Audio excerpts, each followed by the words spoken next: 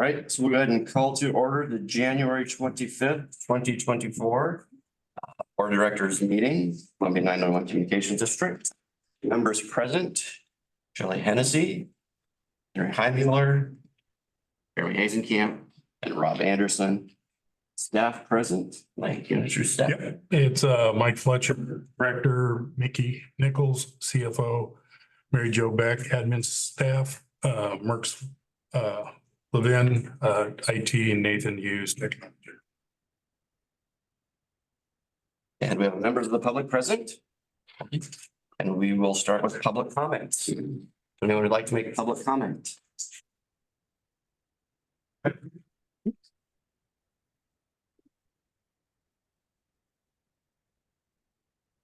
afternoon. For the record, Tyler Miller, resident of Zone 5 within the 901 district and also city councilor for the city of Scappoose. Today, I'd like to comment on the request for ballot title that was posted on the C901 website. It's specifically the SEL 805 form, and it is marked as a draft. I just have a couple requests here, and maybe they're observations for the board to consider and Mr. Fletcher to consider too. So in the section that's called or titled caption, and I know there's a 10-word max, so maybe this won't work, but as it stands right now, it says renewal of the 911 emergency communications operating levy. And this is actually an option levy. And if you look at the law and what these are supposed to include, they're supposed to be very clear. An option levy is an actual thing. So it does need to say option levy because that's what it is. It's an option levy with a legal definition of what option levy means other than permanent levy.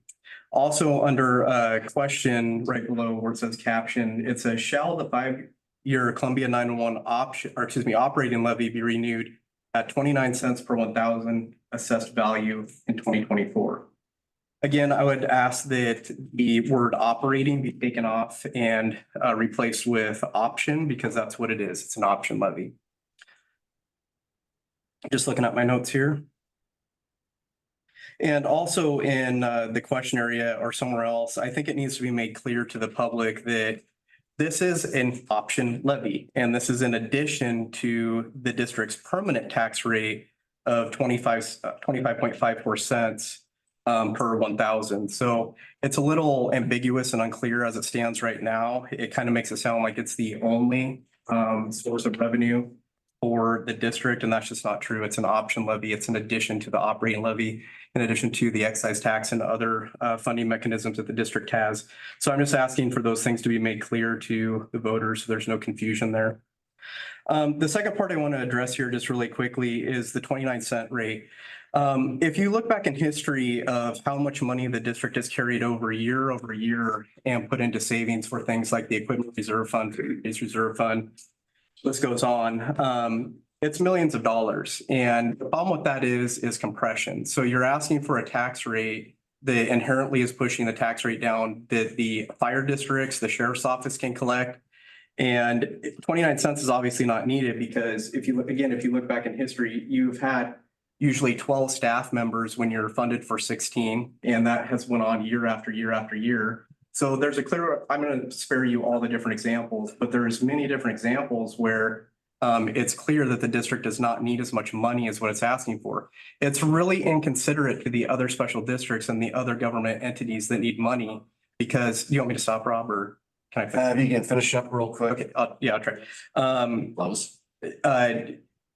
Though the things that are being funded by the excess money that's being carried over to savings are things that would fall under capital improvement projects that bonds would take care of. Bonds don't affect compression. Henry, you know this. So I just ask that you reconsider the 29 cents and fund your capital improvement projects out of a bond so that you're not impacting and pushing down the other special districts and the sheriff's office rates that they can collect on. I did want to talk about the ITB. But the reason I'm bringing this up really quick is because Henry's on the record saying that the chair can grant additional time. So I want it to be on the record if you're denying me additional time. Was that when you switch from 3 minutes, when you switch from 10 minutes to 3 minutes, Henry specifically is on the record saying the chair can grant additional time. So if you're not going to grant me additional time, I'm just asking for it to be on the record. I'm gonna say you just sum it up really if you do your closing. Yeah, I don't want to get you off mid, but I'll do the best that I can. You can cut me off anytime. I'm just asking for the additional time. So as you guys are aware from the last meeting, Federal Engineering published the ITB to different vendors. I was able to read that ITB, and it is grossly unfair to the other vendors. And the whole point of an ITB is to get competition, to get the best value, the best system for the taxpayers and the public safety responders. I think everybody here agrees on that. But when it's slanted towards already only working or only one vendor can qualify under the different requirements that are in that, I mean, you just eliminated your competition. And from the onset, this has been Motorola, rah, and all you did was signal to Motorola that they don't have to be competitive in this thing. So then when you go and write the specifications or the ITB, and it only allows Motorola to respond and the other vendors to be non-compliant, where do you think that's gonna end up? It's gonna end up where we're not getting the best price for our taxpayers and we're not getting the best system. The ITB is also missing a bunch of different criteria. And as you guys probably saw, EF Johnson already said, see ya, we're not bidding on this because it's not fair. So that's the message that's a precedence that's already been set. So I just ask that you please reconsider the specifications of the ITB and also the process and make it a request for proposal process, which inherently will be more fair and I think accomplish what everybody here actually really wants to see. Thank you. all right, so any other member of the public that would like to speak? Hearing none, we will move on. Thank you. Want to ask anybody online? Oh, yeah, thanks. Is there anybody online that'd like to have a public comment?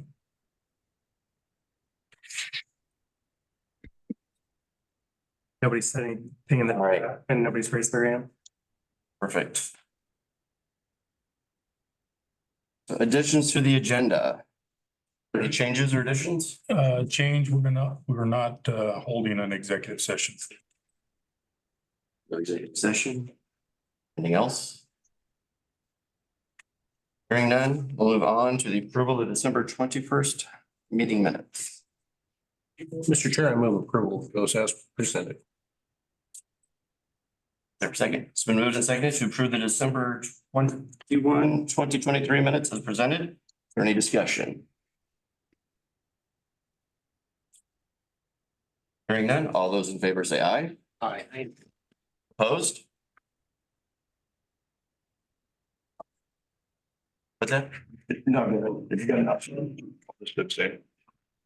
Aye. Passes. Financial reports. Budget variance. How's everyone doing today? Andy. So, as stated in the financial statement, we seem to be doing well, following our benchmark, coming in at 50% way through the year. And overall, we were at 55.4%. I'm not gonna drag everybody down by reading that whole report. I'm assuming you all read it.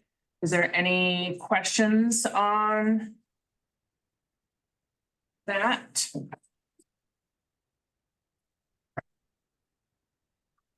If not, I'd like to also bring up that we have been moving forward with our CPA and looking for a new auditor, potentially looking for a new auditor. And so the process has been started.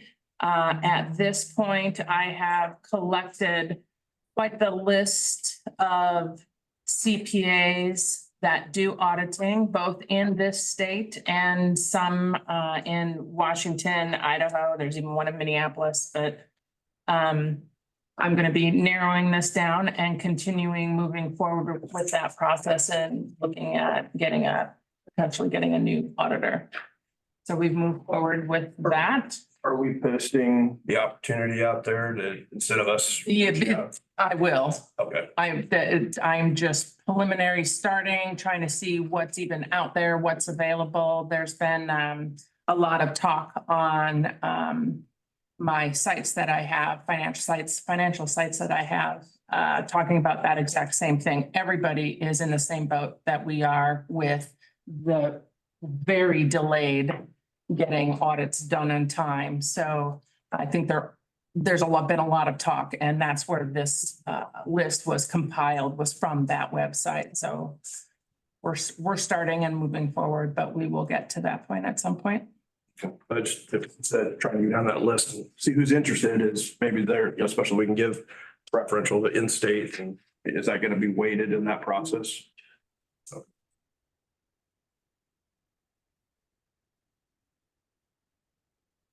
That is all that I have. Did anybody have any questions on either the financials or on that process for an auditor? No? Because obviously, Jim, we will see it before it goes out. Oh, yes. So maybe you'll have a chance to vet it before it. Yeah, I just wanted to give you an update that we are moving forward. That there has been some progress in that movement. That's all that I have. Is there a motion on the budget variance? Mr. Chair, I move we approve that as presented. Is there a second? Second. It's been moved and seconded to approve the budget variance report as presented. Any questions? I see you wrote on there in the benchmark of the 50% mark.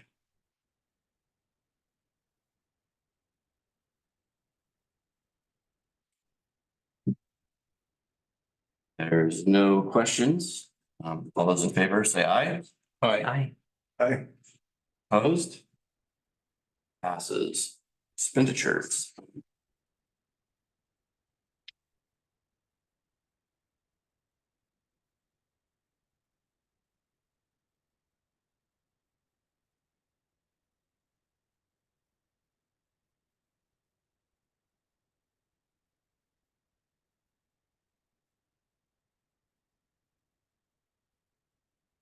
Their motion. I will move approval of that, check register from, check number 665 through check number 783 with the, additional reserve fund, expense fund items at the bottom. Inclusive.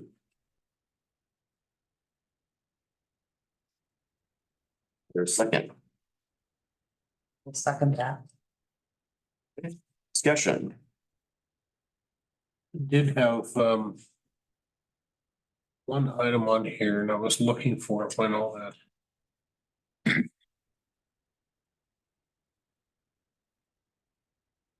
Oh, it was the insurance, Hagan Hamilton. It says the addition of cyber liability policy is that amount is just for that. The $2,951 is check number 701. That is correct. Did we already have some cyber liability in our original policy, or is this? This is a add-on that both CIS and Chris are recommending. And what does that cover? Covers if there's a bad actor and infiltrates the system and causes loss of data, hostage, ransomware, those type of things. It helps mitigate our exposure. How So much?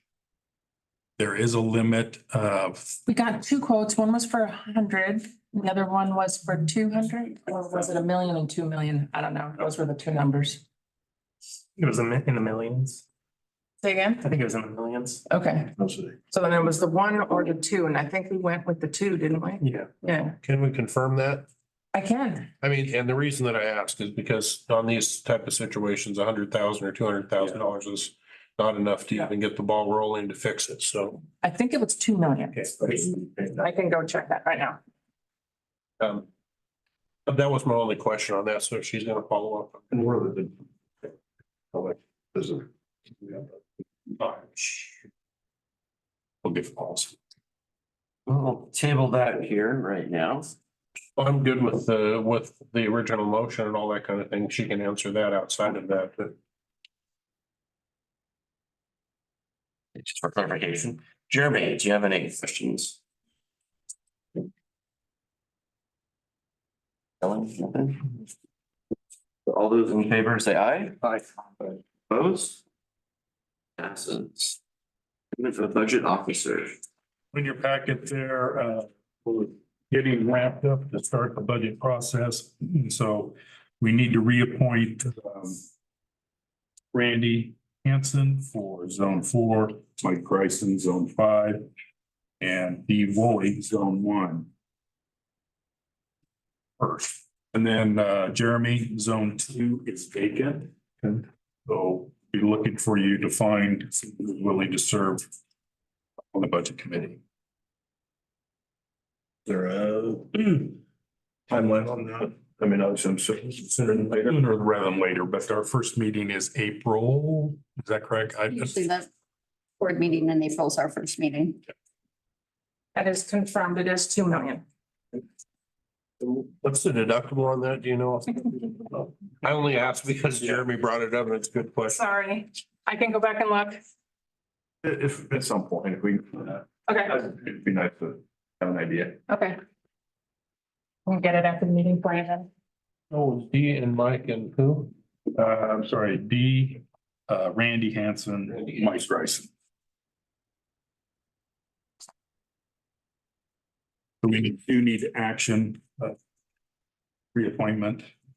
I know myself, I didn't talk to Mike, in my zone. Have you reached out to the members to find out if they're interested? I didn't, in the past, it's been the board members that have reached out to their budget member. If you want me to contact them, I am more than happy to do that. It's completely up to you guys. How come we've got 4 of them open? We have one vacant Vacancy. position. And so it normally would run, I Normally know it's three. there's a 3 and 2, is that what it is? Okay. Who was the zone 2 last time? I believe it was Casey Wheeler. And the last time he had chosen not to continue.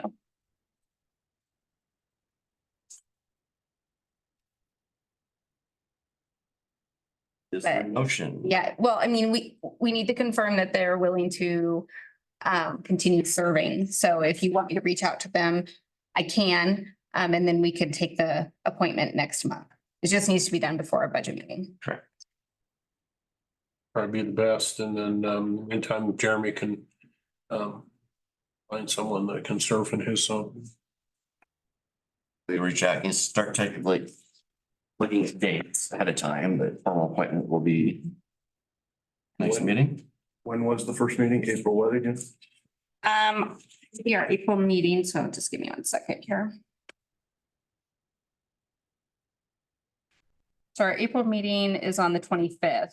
If we could get them appointed February or March meeting would be ideal. And yeah, so we don't need to take that action today. We just need to take the action of a budget officer today. So we will, Oh, thank you. Skipped over yeah, that. we'll table the budget members for the next meeting.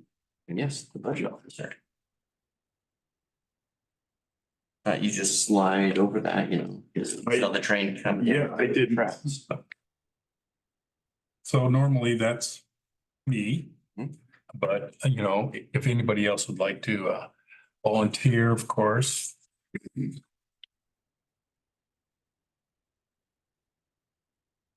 Was that for? Sorry, I was looking at. Budget officer for the agency. Receive the budget. I move we appoint Mike Fletcher as budget officer for the ensuing year. Your second. It's been moved and seconded to appoint Mike Fletcher for budget officer. Is there any discussion? Other nominations? No other speeches? No. All those in favor say aye. Aye. Aye. Opposed? Yeah, no, the IRS mileage rates.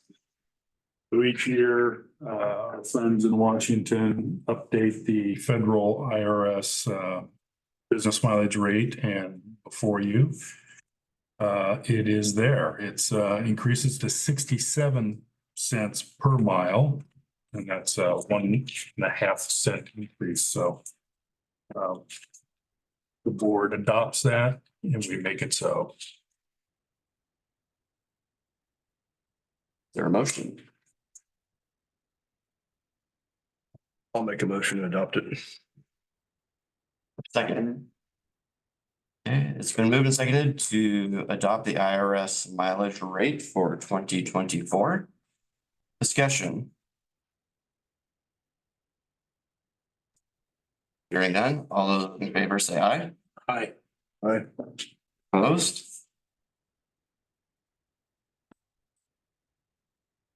Operations manager report. Nell is absent today, and so I get the pleasure. Like to let you know that we are still, we actually have one lead dispatcher. We're budgeted for 2. We have 11 full-time, 1 additional in training. She should be wrapping up her training within the next 2 to 3 weeks. So she'll be in the counts. And part-time is still 0. Hiring process is in full swing. We have 2 applicants in background. We have multiple applicants wrapping up their testing and interviews. I'll just say that there has been a shift in the amount of applications that we're receiving, which is great compared to the last couple of years. We still have challenges, as do all of us in the public safety realm, is we're getting applications. That's great. There are challenges with people passing through the process, everything from the application process to the testing to the qualifications. So, but we're working through that. We have 3 that are in final stages, are very positive. They look good. So keeping hopeful. As I mentioned, we have 1 person in final stages of training. Talked to her yesterday, and her coach says they're just wrapping things up in the next couple of weeks, that she'll be signed off and on her own. Something leak breaking this morning. As of this morning, all of our training DORs, Jeremy, just want to let you know, this meeting is going to be heavy in acronyms, and I'm going to do my best to spell them out. I'm for DOR. Okay, so DOR is a daily observation report. It's the tool that the coaches document their training with a trainee, how they're doing each day and what they cover and that stuff. And so that's always been a manual process. And now it's been merged into our Power DMS program that you both all approved the expenditure of that many months ago. All of our policies are being uploaded into that Power DMS, which is driving the DORs. And so they can sit at their console, talk about a topic, go to the screen, and there's the policy there, and then they're documenting their DORs. So big shout out to Kirby, who's in her office down there. She's making this all work. Winter weather events, it's listed there. So operationally, you know, we always prepare for winter events here. Everything from the physical plant, Merks and Nathan take care of the de-icing and shoveling and all that stuff. We have historically made reservations at hotels because we have a lot of staff that doesn't live in the community. And so we make arrangements for that, but they have preferred to opt to stay here if they can, rather than wander out into the weather. So we're making accommodations to become a little bit more resilient internally, purchasing mattresses to store and such. And so we did that just prior to this weather event. While nobody had problems, we had staff outside of work do slip and falls. There's some fractures. They're off the schedule. They're recuperating, so. That's the events for operations for the weather. Any questions? Is there any type of, do you guys have any type of plan just on that note for double backs and things like that? And also curious how many staff don't live even within the county, just kind of as an approximate on both those questions?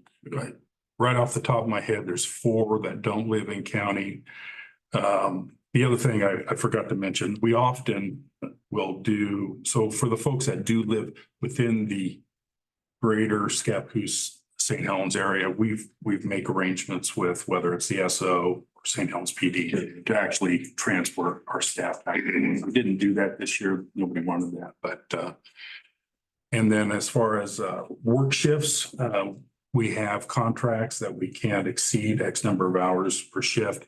And so there was certainly we took them to the max because we had people slip and fall and stuff. So, but is there, do you guys have something here if somebody say can't make it home and get good rest, kind of like the fire department does, you know, obviously they're on 24-hour shifts, but do you guys have something for them if they need to, you know, stay for their 8 hours in between shifts instead of going home? Is there something that you guys have currently set up for like a quiet room or anything? we have bedding, absolutely. We have food, we have shower facilities here. But I mean, putting a mattress on the floor, different than having something like a sleeping room or something like that. You guys We have? do. No, but Yeah, so we just purchased a bunk bed with a trundle underneath, so there's 3 beds there. And we do have a sleeping room that's pitch black with a massage chair and a couple other chairs go out around there. yeah, Okay. it's It our. was the room. break/rest timeout room that just slowly progressed. That's called functionality. It's obviously, like, you know, somebody's only got 8 hours off in between shift or whatever they're coming out, and they can't make it an hour drive, you know, Good having question. that option. And that was part of when the addition went in, the big part is having a shower and facility where Yeah. that would be available. I ended up sleeping here and the mattresses are amazing. So And it's nice. All batteries, generators performed as they were supposed to this go around. So we did have occasional commercial power disruption, but everything was. Good to hear. Moves us on to the technical manager report. So Janelle and I have been looking into Vesta command posts for remote call taking. So if we need to evacuate dispatch or we need to get more people on the floor during an emergency, we can accommodate that for phone lines. And Janelle and I also received Vesta analytics training, so we can start pulling calls and doing analytics on our call volumes. We updated the CAD system. There was a technical issue that prolonged the outage of certain components of CAD, which I think Mike is going to go into a little bit more detail later. Working with the MDC design group, and we're making progress on the final design of the new MDTs. And then still working on getting phone quotes. I just got 2 calls from phone vendors now. But the third vendor is very slow. So working on getting that hopefully next board meeting now. That's it. I'm gonna jump in there for just a second. On my report, you'll see the PDCC resiliency study recommendations. And so when Nathan was talking about those command posts, that's actually part of that study and recommendation. So while we haven't gotten even the draft, we're always in communications with mission critical partners as they're working through this study and recommendation. And one of the things during our interviews with them and our conversations was the desire and the recommendation that will be coming from them is to have these, they're called command posts, and they're made by Motorola. They're the manufacturer of our CPE phone system, customer premise equipment. And they do exactly what Nathan says. They're grab and go, and you can connect to your CPE hardware here and take 911 calls remotely. there's a front side and a back side to that. The back side, everything behind the curtain, all the technology for the systems, the switches, the routers, et cetera, firewalls. Those have been in the process of being acquired, and those are all grant funded. So we're getting that through UASC grant funds. And that'll take care of the backside, and then the front side is on us, unless we can get additional grant funds, but it's all in play. What's the estimated cost on something like that? Is that a briefcase? Is it a trailer? Is it a vehicle? The command posts are really just ruggedized laptops that are connected wirelessly to the hub. The cost, the backside of the system is $20,000. Front side, yeah, about that per device. And what are you guys envisioning? One per position? We're It's not really per position. It's really, they'll be in a box somewhere. You take it, you go out of this building. We have a couple of auxiliary dispatch positions. So when we do our remodel, there's a possibility we could take those command post laptops and go back there and dispatch.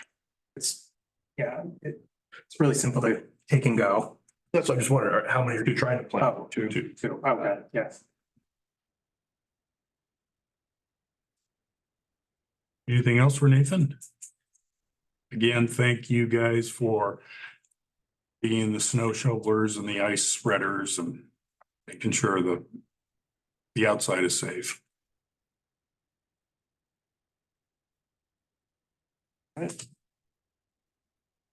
Old business. Old business, here we go. The radio system, so, couple updates since the agenda was completed like yesterday. We had replacement UPS battery replacement projects taking place. And so we completed that this week at Bald and at Columbia Heights. Bald Hill's on us. Those UPS battery racks are about between $15,000 and $18,000. The Columbia Heights is that site is actually owned by Dave Wireless. They got that done. It's not on our dime. So that's complete. Meisner Construction is, I got an update. We're still waiting on parts that we've ordered for that migration. Also had conversations with both M&I and Dave Wireless regarding the phase 3 microwave that is destined for that location. So that's moving forward. Next gen radio project is going well also. Had a meeting yesterday with FE. We're engaged with vendors. They are asking questions as we expect. We have a meeting tomorrow to work on those questions from the vendors. We have a couple vendors who are scheduling trips to come out here in the next week and a half. So it's going well. I just spoke about the PDCC resiliency, and that's really part of it that we just discussed about those command posts. Not too sure what else will come from that, but we haven't. I'm sorry, before we move Yeah. on from that, in the next gen, Yeah. did we get a copy of what FE sent out on the ITB? Is that posted somewhere? It's not. Is it possible that you could, I'd like to read through it also, just given the questions that were at or the comments that were made today. Let me check. Okay, that'd be great. And if there was any not wanting to bid or not wanting to be involved in it, could that be something that we could get forwarded so that we could see that information? Sure. Okay, thank you. Again, I think everybody got their per diem checks for Special Districts Association Conference. So I guess you're committed and how you've been paid. Northwest Leadership, again, that's coming up here in a couple of weeks. Yeah. Spend a little bit of time, and Jeremy, buckle your seatbelts, a lot of acronyms coming up. So we had some service disruptions the last few weeks. And I sent out to you, the board, some updates as we were going through that event. So I'll kind of walk you through what we know, and I'm right up front. We don't know everything yet. They're doing the autopsy of that event. And even yesterday, I was updated on some things that were brand new, so we're working through this. On the morning of January 10th, Magix conducted its regular software security patching to the servers. This is something we do each month. We take CAD all the way down, the techs load software patches. That whole process, taking down both stacks, all the servers, installing, and then bringing everything up. We can usually get that done around 20 minutes, sometimes as much as 30 minutes. It's usually done in the dead of the night, dead of the morning, or just to keep traffic volumes down. And it usually is always successful, comes back up and everybody goes back to work. During those every month patches gives us the opportunity, the tech team and the operations team, to train. We train monthly on unexpected CAD outages during this time because everybody goes manual. And so it's always right there on the back of their mind that CAD goes down, they're still rolling because they practice this every single month. The CAD system is not just a computer or a server with software that the dispatchers use. It's a true system. And it consists of two hubs, geodiverse, one at WACO, one at CCOM. There's components at Lake Oswego that act as a witness. So it keeps in check what the two stacks are doing. The stacks consist of somewhere around 30, 35 servers, a combination of both physical and virtual. So this is a practice we do every month, as I was saying. So after the conclusion of the patch installation, the servers were attempted to be brought back up, and the SD-WAN, Jeremy, SD-WAN is a software-defined wide area network. And those two things work together to talk to the stacks. This process failed, and the hub restart could not make connection to the switch. So there are switches that are in place in between all of this equipment that talk to each other. We have,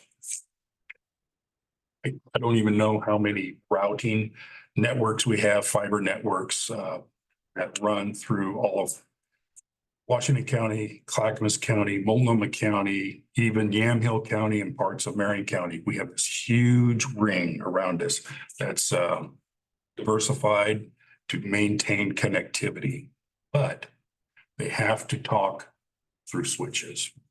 So, and routers and all sorts of stuff. So I talked about the middleware that sits at LOCOM. It's called the Witness. It acts as basically the arbitrator to determine which CAD stack is primary, as it can and does change. Who has primary, which stack? This too was not recognizing the attempts to restart and establish the connection. After the event, it was determined that a switch that sits as a gateway between the two CAD hubs had failed. And during attempts to restore service, a storage array subsequently failed. So as I'm saying here, at the time of this writing, it has not been determined why either of these pieces of equipment failed. And those individual manufacturers of that equipment are actually on site working to try and determine what happened. At the time that these failures were taking place, the technical team was thinking that the two failures were related and things were escalating because it was a cascading event. So one of my duties and responsibilities, so it sounded like this could be something malicious. At least there were signs and symptoms. These concerns about that. So I contacted what's called the ESF2 And that is a person. And William is the emergency support functions. He's works for the governor. He's in charge of another acronym, SIEC, this State Interoperable. I have to look this up. State committee group. State Interoperability Executive Council. Those are the folks. So what people may not understand, every single ECC, Emergency Communication Center, is actually connected. We all touch each other some way, somehow, all across the state. And flags go up when a big system, and we have one of the largest systems in the state, is having this cascading event. Could there be something more going on? So contact the ESF2, he contacts SIEC, who in turn contacts the state cyber team. Cyber team for the state of Oregon stood up and they start monitoring the entire state network just to make sure there's no bad actors out there. Eventually, they stood down because it was determined that it was a local hardware issue, not a software issue, not a network issue. So we practice every single month for this potential event. And one of the things that we have in our CAD system is it's not just one environment. CAD lives in multiple environments. So we have what we call production, which most people think is live CAD. It's what you see every single day. You walk on the floor, you see it in a patrol car, that's production. There's two other environments. We have the training environment, and it is exactly what you think it is. It's an environment that's separate from live. It doesn't touch live CAD, and it allows anybody to go in there and play, learn. That's what we have our new call takers and dispatchers are on test training camp. We also have a test environment. Test is mostly what you think it is.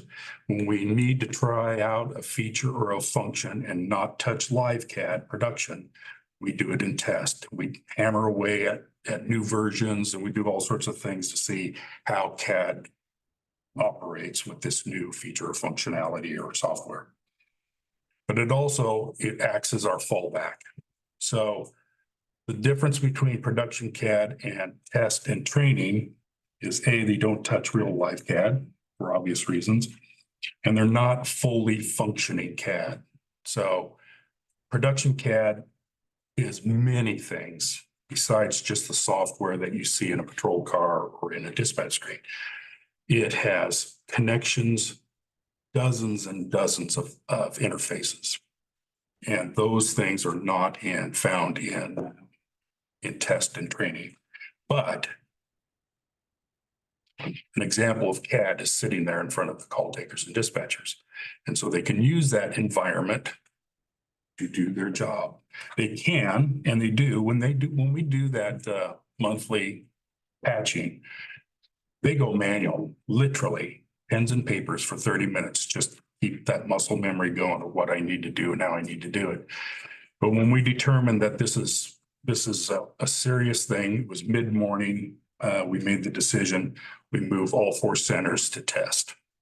And it brings that up and the call takers and dispatchers see a version of CAD. They see their maps, which within the maps, this CAD system is a geo-based.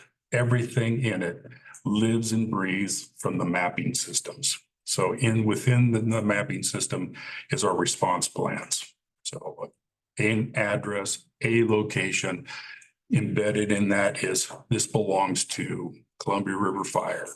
And this is their response plans for this residential versus commercial, et cetera, et cetera, et cetera. You can see all the units. We have the rosters of all the fire units, police units, the maps.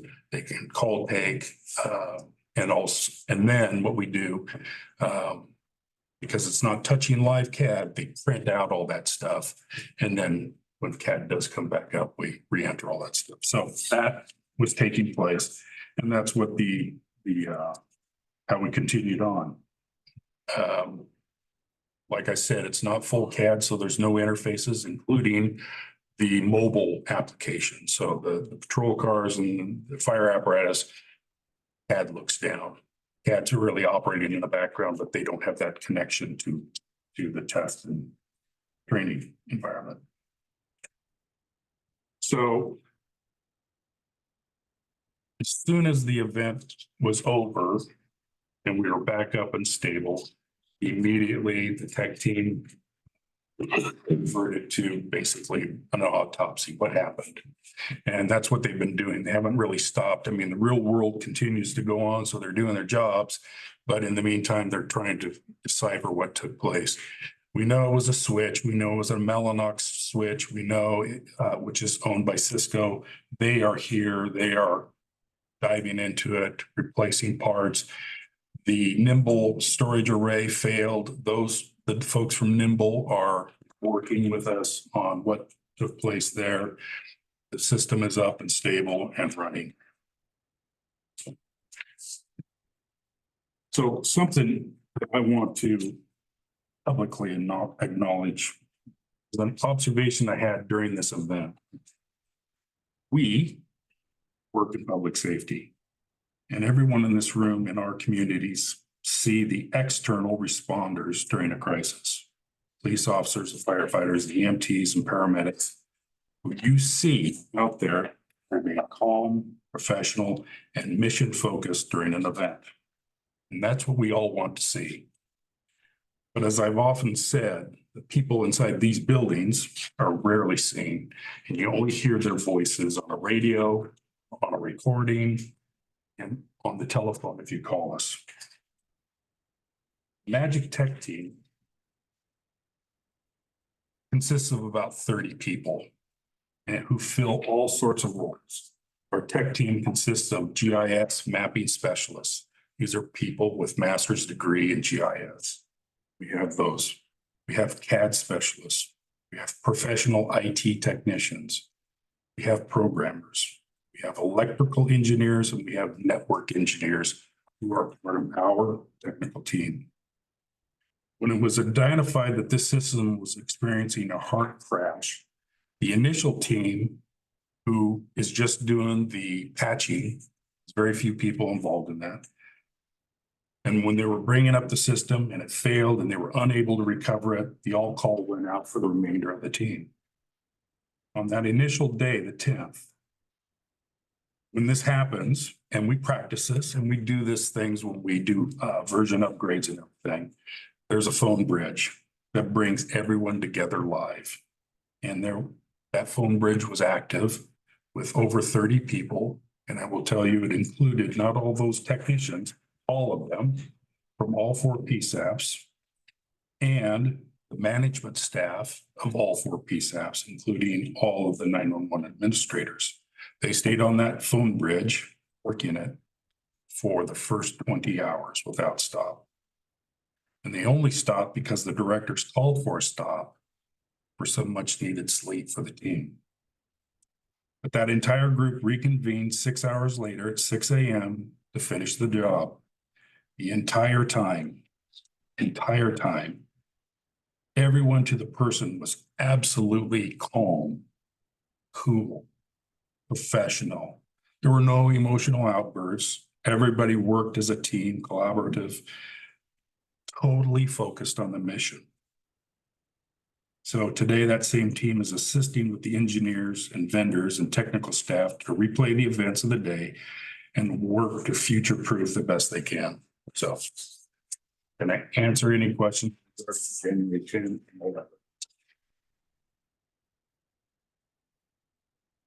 don't have any questions because I think you can, pretty well informed, which is what I wanted to say. Thanks about your, sending out updates to the board. And, appreciated that. Well, thank you for keeping us in the loop. Well, I would say kudos to the entire team for being prepared for something like that and being able to go through it smoothly, because I'm sure that was chaotic. And the other side of that event, of course, is what's happening on the floor, because they are in manual mode and it's never pleasant.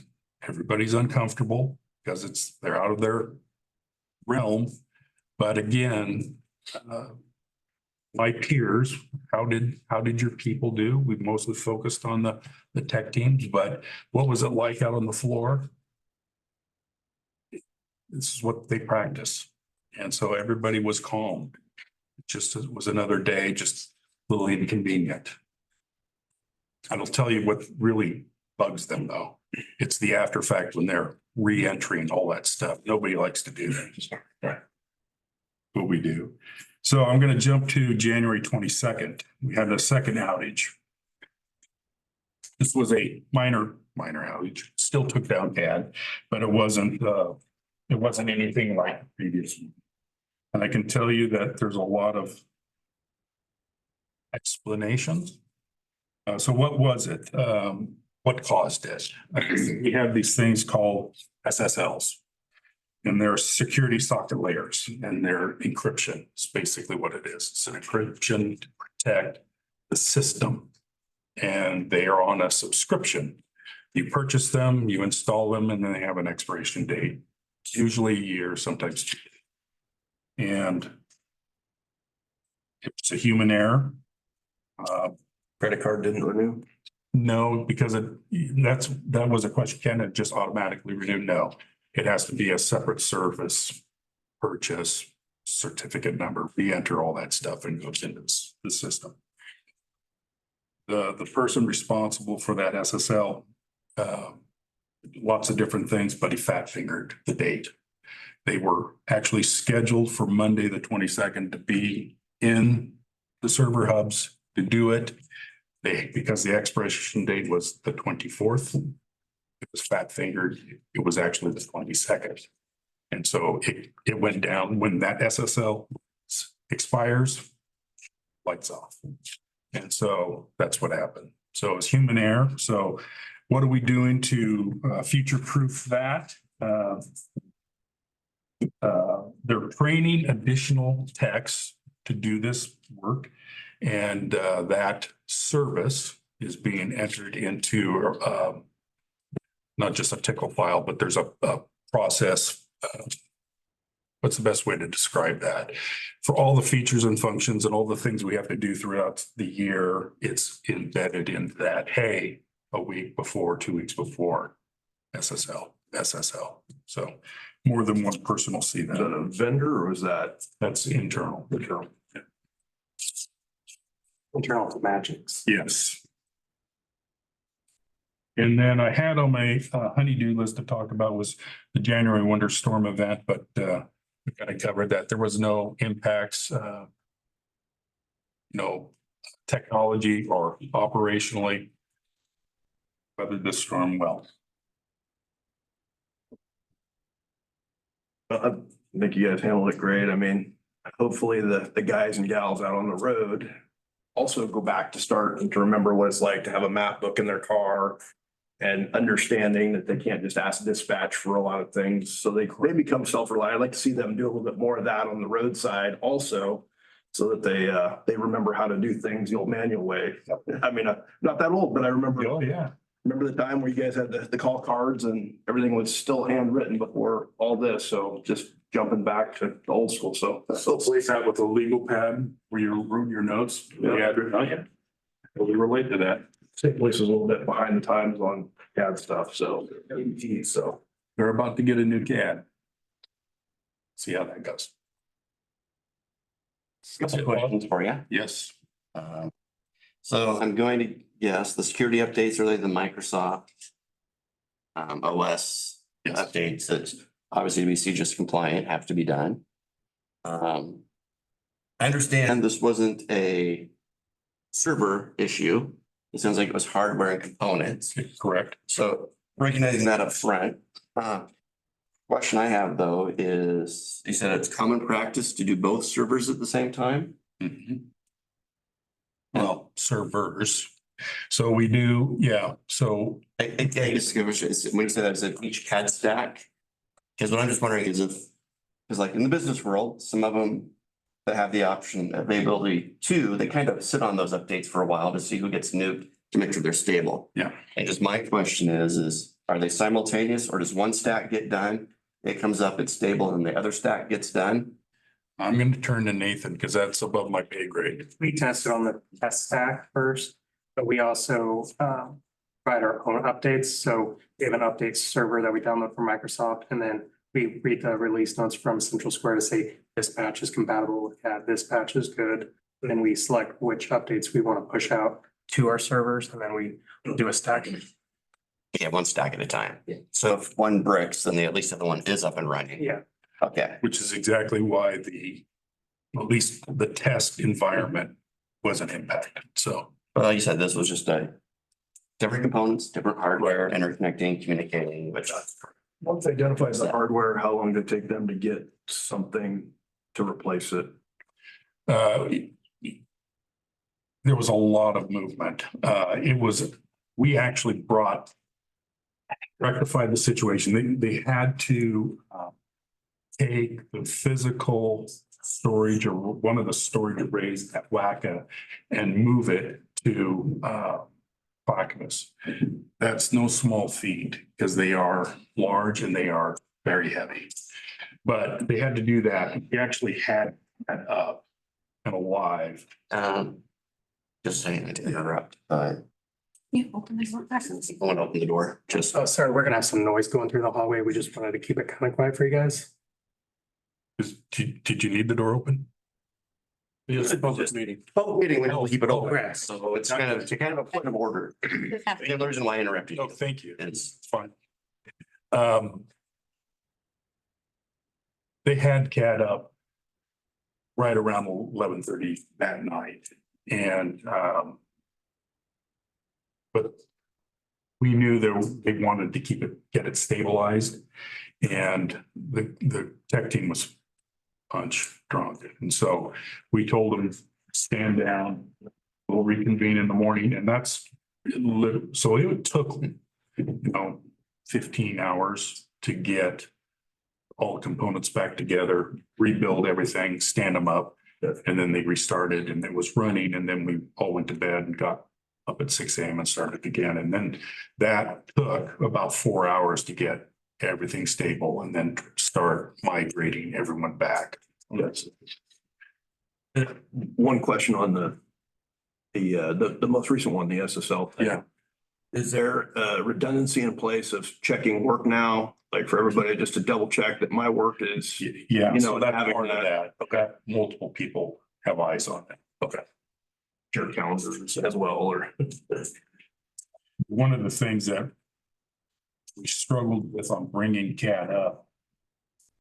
I keep saying that this is a huge system and it is. We bring up centers first, get everybody stable.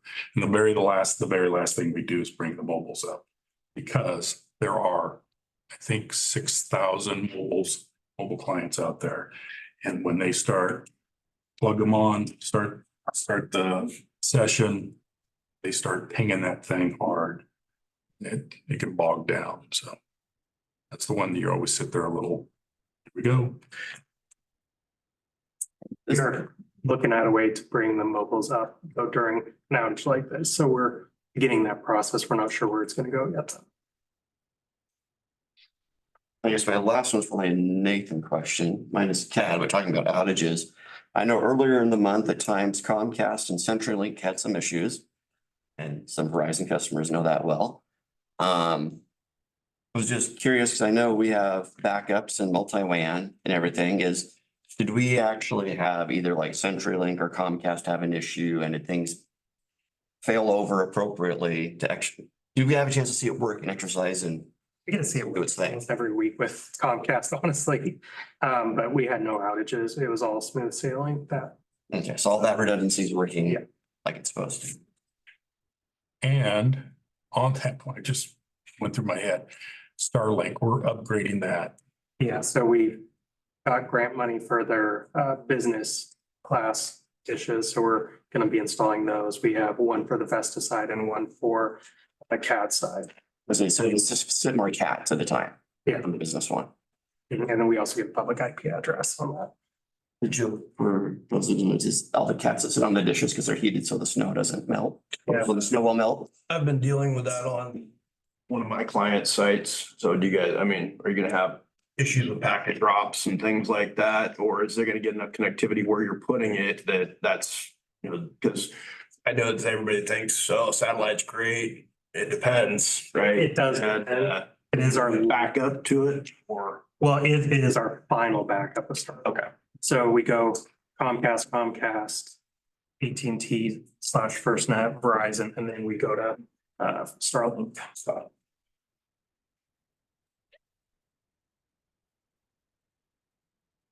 Go ahead, boss.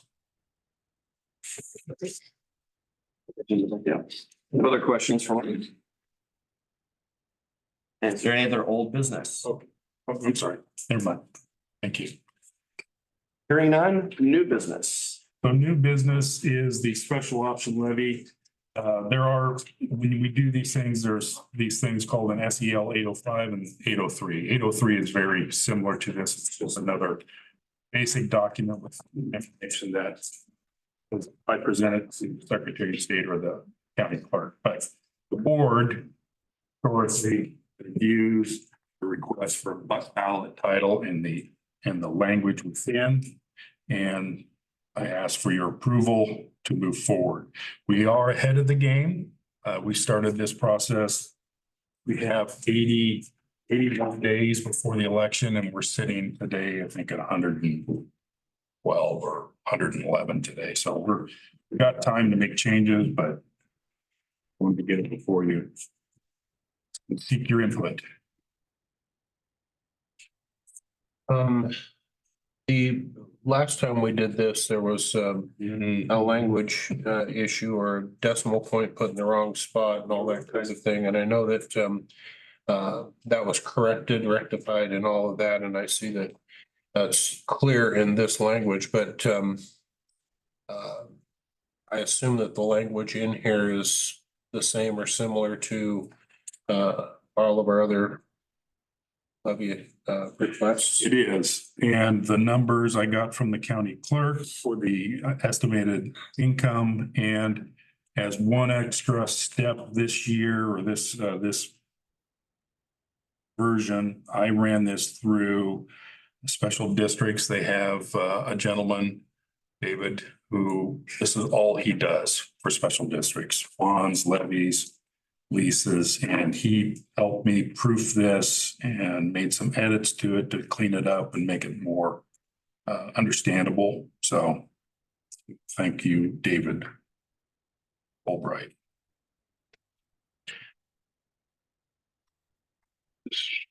And obviously, me not being in this before this being elected this time, but this is not the main, the things that were brought up in public comment. Yes. Obviously, this is not the main source of funding for 911. I think right now too, it's, I hate to see losing any funding, but I think we got to be very clear with taxpayers on what they are, because I don't like the idea of going, oh, the sky is going to fall if you guys don't vote for this. But I think that we got to be very transparent on what exactly this does.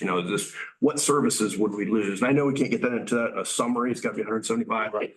That's the challenge. Yep. But I think that we do, what is going to, in general, this is what this actually maintains. It's include adding more to our equipment slush fund or contingencies, or are we going to lose personnel? What are we going to lose if they don't vote this in? And I do, looking at it as renewal of the communication operating funds, to me, that doesn't tell us that this is above and beyond what we need to operate, because nobody wants 911 to go away. But I think that we have to be very transparent on these are additional funds on top of our normal operating. So good questions, a little bit longer answers. So we have three primary revenue sources. We have a few others, and that's interest on accounts and those kind of things, but those are de minimis. Our three primary incomes are our permanent tax rate, which is capped and has been capped for 20 years. Yeah, and so that's at 25.54 cents per thousand. And it used to be that, I'll just stop right there. That language used to be in here, but we have a restraint on, or restriction on how many words. And the logic for removing it is because This is a ballot. This is a vote on the special option. It's not about any other revenue streams. Understood. And so we get into a confusion. What are we voting on? Are we voting on both of these? No, we're just operating on a special option levy. And so that's our second major stream of money is the special option levy at 29 cents per thousand. And then our third major revenue stream is the state 911 tax. You see that on your cell phones, your telephones, any device that can reach or touch 911. And that fund is A, not guaranteed, and B, that revenue stream accounts for about it varies 18 to 20% of our total operating need. So this district operates on a cash basis. We don't charge, we don't have some magic credit card when things break and we have to replace it. So do we receive revenue in excess of our day-to-day operations? Yes, we do. And those go into 3 reserve funds. A revenue loss, that means that's the savings accounts. If this levy fails, there's enough money in there to keep us sustained for 1 year. And so it gives us the opportunity, if it does fail, we could go out 2 more times. We could go out in November, then we could go out again next May. Only because you love it, so I'll throw out, okay. Couple acronyms. So the COOP and COG, area continuation government continuing operations, is that year buffer he's talking about. That's right. Yeah. Thank you. I guess my thing, I Just just put want more to acronyms. put it out there, what this money does for it. What, if they don't vote for it? Yep. What part of the operation would we lose? Would we just lose that ability to, I mean, I can see the confusion on renewal of this. Yes, we're already putting there that's already been voted on, but this is a special option levy for these funds. Correct. And what they pay for is it found in the summary. Yeah. It's for maintaining emergency communication service for all the communities. It's 24-hour staffing, it's training, it's coordination, it's dispatching. Tell me what we're gonna lose if they, what would we lose? Well, initially, if it failed, Mhm. we would be using our, Let's say we didn't have that, what would, if we weren't adding to that, what would we lose if they decide not to vote for it? One thing we've never done in all these years has been the sky is falling approach. We've been open, transparent, talked about the needs and the services that we're providing. And we've never really gone down that pathway that says, by God, if you don't do this, I'm not asking about people are gonna die, I just wondered, what would we lose if this come down? Because everybody's going out and asking for levies. I mean, if you're following St. Helens, you're following, there's a lot of different districts and cities asking for it. So at least, I would hate to see any funding lost, but I also want to be transparent. I think we owe that to the taxpayers of, hey, is this needed? Because what they're going to look at right now is, hey, we'll lose everything if we don't vote for this. And I think that that's the impression that it gives. I don't want to give that impression. I just want to give, Yeah. we will have this, but we might be tightening the belt or whatever. I just think that it needs to be definitely transparent. so Mickey, this is a math question. Of our 3 funds, what is the percentage of this special option levy in that revenue stream? Is it 60%? Is it? So if 911 tax is 18, 20%, the permanent tax rate is, but it all comes in one lump sum from the county. So I'd have to go back and figure out what the percentage is, and then I could say, We do that in the past if Nancy has done that, so I would have to break it up. And yeah. I can answer, but the bottom line is, it's going to be, 50% of our operation funds. And so we can't turn off a radio system, we can't turn off CAD. Collecting bottles and cans and turning off the lights isn't gonna make a dent in that, so it's people. That's the biggest expense, people and benefits. And I think and correct me if I'm wrong here, I think one of the other big things about it is we have used this to try to avoid as much as possible about having subscriptions or user fees. Correct. Because all that does, that just shifts it instead of us taking for the money. Now each public safety agency has to divvy out or their individual. Which if they're budgets to going make for up. their own I'm just, I'm going with, if they're going off their individual levies, that goes with their operating costs, that goes into each individual other tax district. Right? So I'm just thinking, Columbia River Fire, when they go to stuff, so, we're, instead of having, multiple different bonds, we have, Scappoose is going for a levy, or St. Helens. They're now incorporating that cost into their police fire operating funds. Right. Versus having a whole separate. Now, obviously, so the money would still come in, but it's, I don't know, I'm just throwing out other funding options. Ultimately, if we did go to a user subscription, the heavy users are obviously going to pay more. Based on their usage, I would imagine. So There's different models for user fees, everything from population, how much dirt they cover, how many calls for service. You can break it down into talk time on a radio. I mean, it's just the formulas across PSAPs that charge user fees. Very wide. question is, Washington County use only subscription based, or do they also have a tax district? Because I'm not familiar with them. They're an ORS 190. They're not a taxing authority. They're 100% derived, other than their 911 tax and their interest.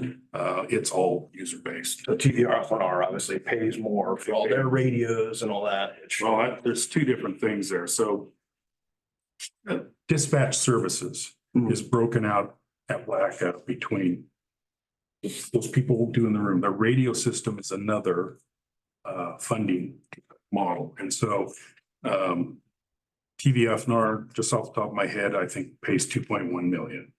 The sheriff's office is right about the same thing. Forest Grove PD pays somewhere in the range of 400,000. So that's the bulk of their money. And then the radio system is, they pay a subscription per radio.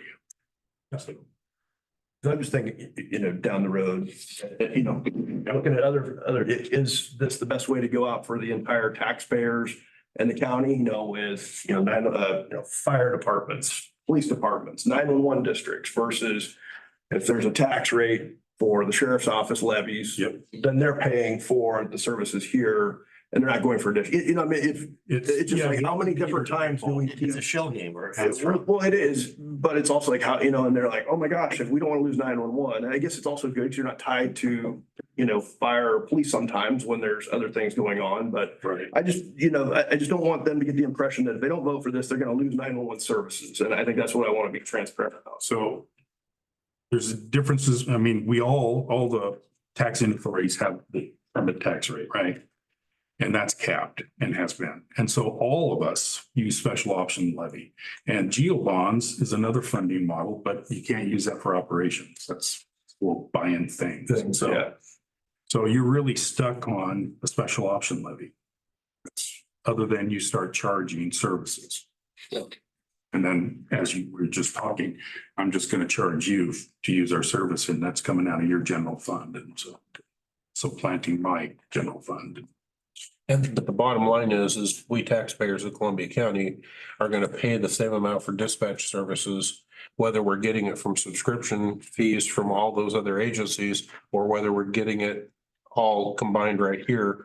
And this way, which has been decided upon a long, long time ago, seemed like it was most transparent because all the money that was coming to 911 was coming from the taxpayers, and they knew it.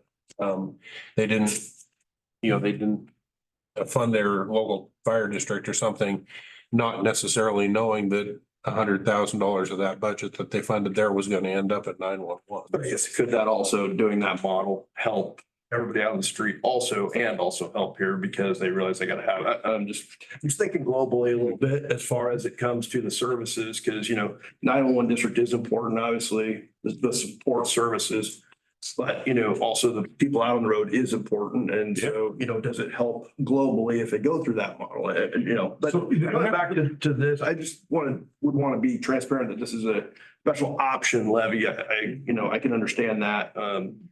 Where this is just, to me, this one just means like, if we don't renew it, everything's going to go downhill. Is your question, Jeremy, that could this district run without No, this? I mean, is that your question?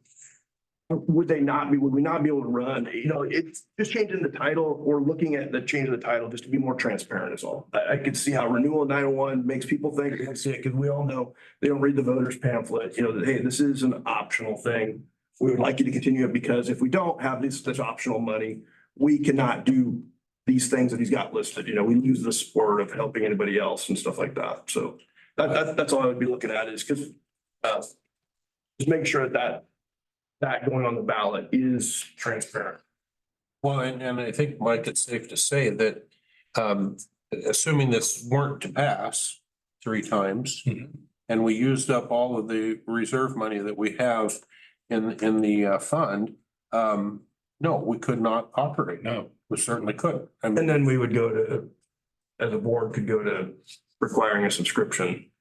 To raise Board money would if have we had to to. take every different kind of option that there was and put it on the table at that stage of the game. But I don't think there's any question about the fact that we could not provide the services that are provided today without these funds.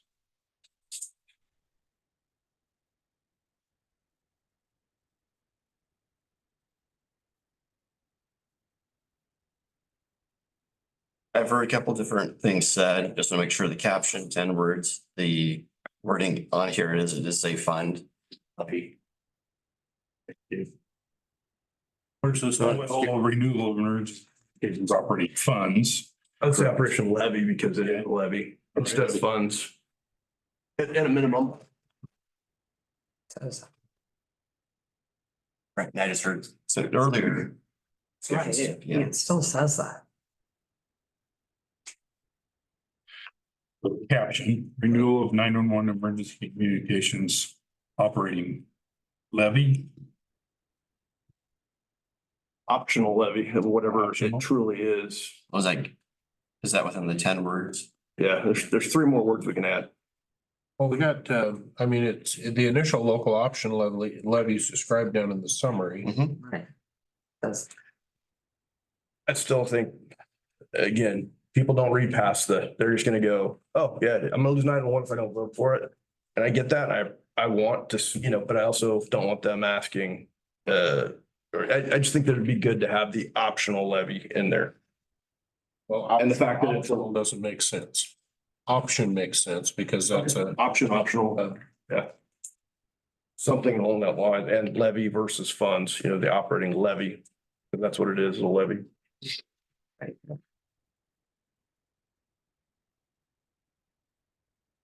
It is in the summary. I would hope most voters are educated would. What does it hurt? Read into it. What does it hurt Right. to not have it in the caption? They're being transparent. No, I'm not saying anything against it, just, Yeah. pointing out it is at least in the summary.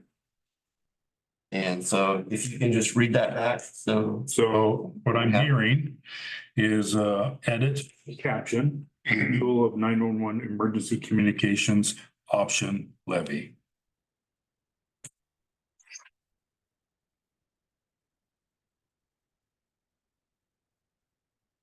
Was there any particular reason why you weren't advised, or you were particularly advised to have a caption as it were here by the county when you were down there? Or- It was to identify that this is really for operations of of this center. This is what funds the day-to-day operations of the center. Mr. President, Michael here. May I be heard on this? Yes, please.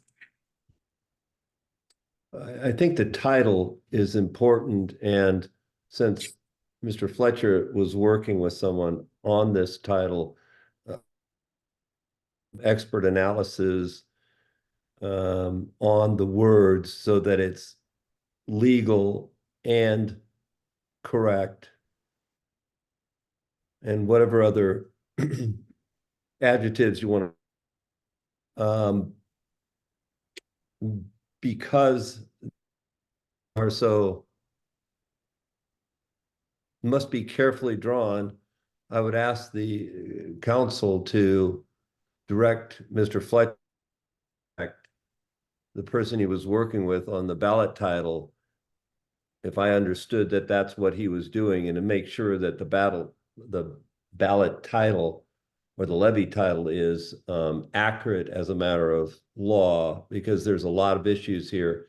And I am not giving an opinion on it because I have not studied the issue at this point, but I am familiar with the context, the situations we have, and we don't want any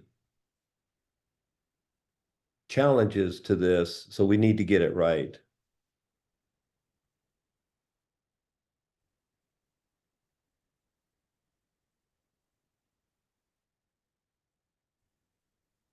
What is the filing date cutoff for the May 21st election?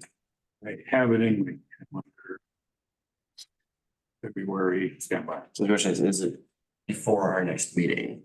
Yes. So. I see real well on the phone. Mr. Chair, may I point out something?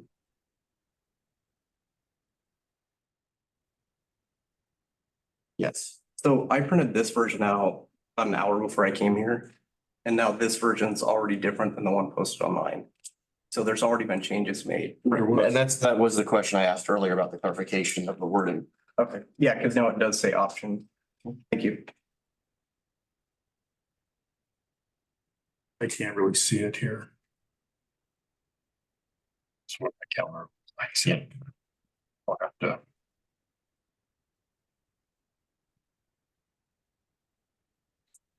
Where does it say option now? Well, down here, No, but I'm talking about, Tyler just alluded to a change that's occurred. I think that's what this one, Yeah, the different draft version of the draft then. And Mary Jo, did you load this version? Thank you. because I have it open too. So, I like the word operating funds in there. What would happen, since how we do have a 2-3 word buffer, if a person kept the title as it is and then put hyphen option levy? Just add those 2 words to that caption. So looking at the caption, emergency communications operating option fund. No, renewal of the 911 emergency communications operating funds hyphen option levy. So then could it be any clearer? I just let levy, that's what it is. You know what, That's though? what I just said. I just said that. But we're talking to the general public, and not everybody's gonna understand option levy versus communication operating funds. For the layperson, that makes more. So may I, Excuse me? Mr. President, may I comment on what Shelley just said? I agree with Shelley that isn't the word additional, not isn't it the conclusion of the directors that this is not optional because the services will be reduced, that it should be additional? Isn't the word additional the correct way of describing this? And Not again, adding to anything. and again, I must defer to a specialist on ballot titles. I think they are out there, or perhaps Mr. Fletcher has contacted one. But if the board has to add language, I think the word additional, and I believe that's what Shelley is recommending. Shelley, am I correct? Well, I think the way it's worded to a layperson makes sense when we change it, which I'm not, I think what Henry said, putting a hyphen, that's what we're saying. But the communication funds to a layperson out there makes a whole lot more sense to me than writing option levy. Well, that's what it is. It's an option. Right. Levy, so. Why you put the slash there that explains. Never read it in the sun. I mean, everybody understands what a levy is, right? The sheriff's office just passed one, St. Helens, everybody understands levies. They understand it's a tax. And I think that It's the option. but it's an option levy. It is. By state law, it's an option levy, so it should default to what it But is. that explains what it is. The communication fund explains what they're saying there to a person that may not understand that. In the summary, it does say the initial local option levy for operations, blah, blah, blah, blah, blah. And question, right above the summary is question, shall the 5-year Columbia 911 operating levy be renewed, states the value. And I'm hearing under the ballot title caption, renewal of the 911 emergency communications operating / option levy. I would leave the word operating funds and then put a hyphen Okay, and then option levy. But that's just me. My guess is that they'll probably, I mean, I don't know, adding a hyphen's not gonna get you an extra word. I think no, just being concise and saying communications option levy. Cause obviously they're gonna, it's, you know, that's the technical definition. If that's what it sounds like, what it is under state law that allows us to go out for this, it's an local option levy, so an communication operating option levy. And that keeps us under 10 words. Mike, as you have words consulted on this, the caption. What were you informed or advised?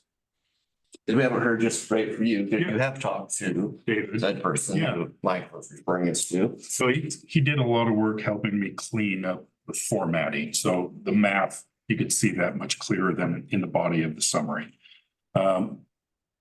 The caption, his rationale was, this is 911 Emergency Communication Center, and these monies are your operating funds. That's all this is for. And then the same thing on the question, it is a renewal. Or should it be renewed? And again, it's the operating levy or option levy. He didn't have a lot of energy on that. And neither do I.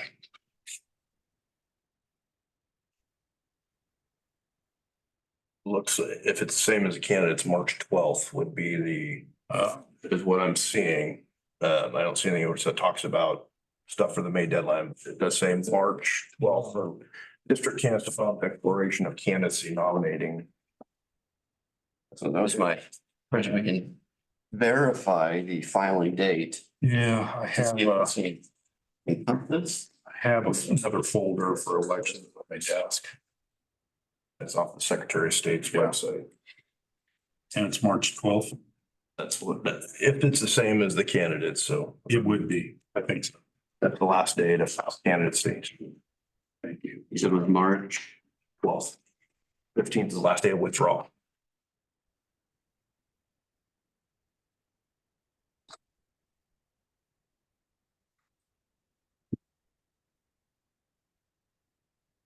So if that's the case, Mike, you could perhaps go back, you've heard the conversations, I mean, go back and talk to David and see if there's Sure, happy to. horsepower one way or the other, and then we can take action on it next month's meeting and still have plenty of time to get filed.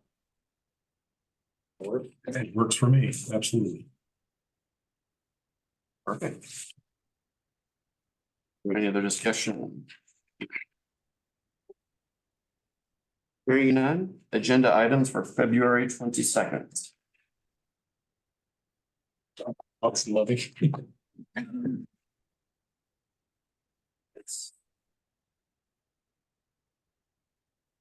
Hearing none.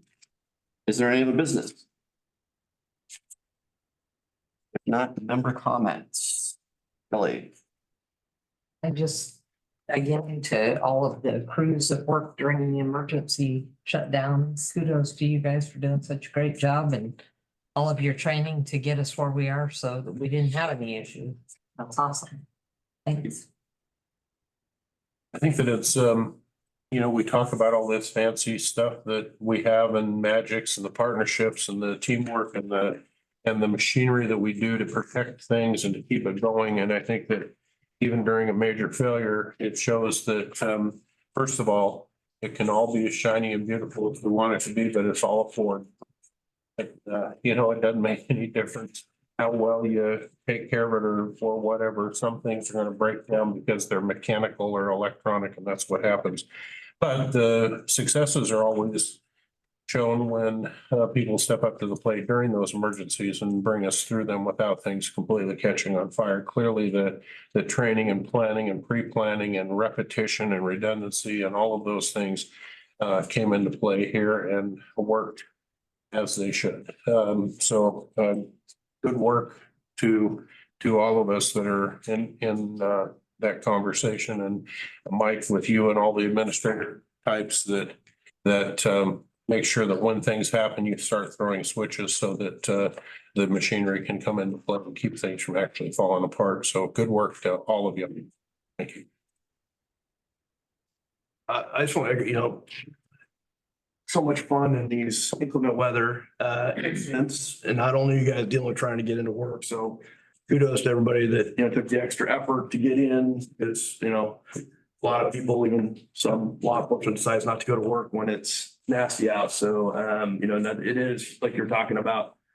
A lot of times people forget about the people that are at the consoles on the other end of the radio. And so I want to always extend my gratitude for the work that you all do. And then to the CAD debacle, stuff's gonna break.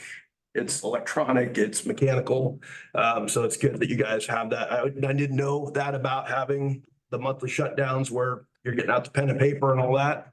And I think that it should be even a few more times mandatory for the guys on the road to remember how to do stuff when I can't pull up my CAD times or take notes about custody times and things like that versus asking you guys for that. So again, I appreciate all your guys' hard work. Keep that going. I'd also like to extend a thanks to staff for showing up when, most places said, hey, don't bother to come into work, you stay safe. I wish and thankful to the staff that decided that rather than trying to make it home so they could hunker down in their own bed, they chose maybe to be here for a little extended stay. I hope our staff that did get hurt due to unrelated instances here, hopefully mend well and are doing good. By your synopsis of the outage, thank you for explaining what happens when the blinky lights no longer blink without going technical, without going too far into it. Should we have added to issue everyone some yak tracks in the event of all this for home and work? And Work. They with do. that, if there's nothing else, we will adjourn at 2:32.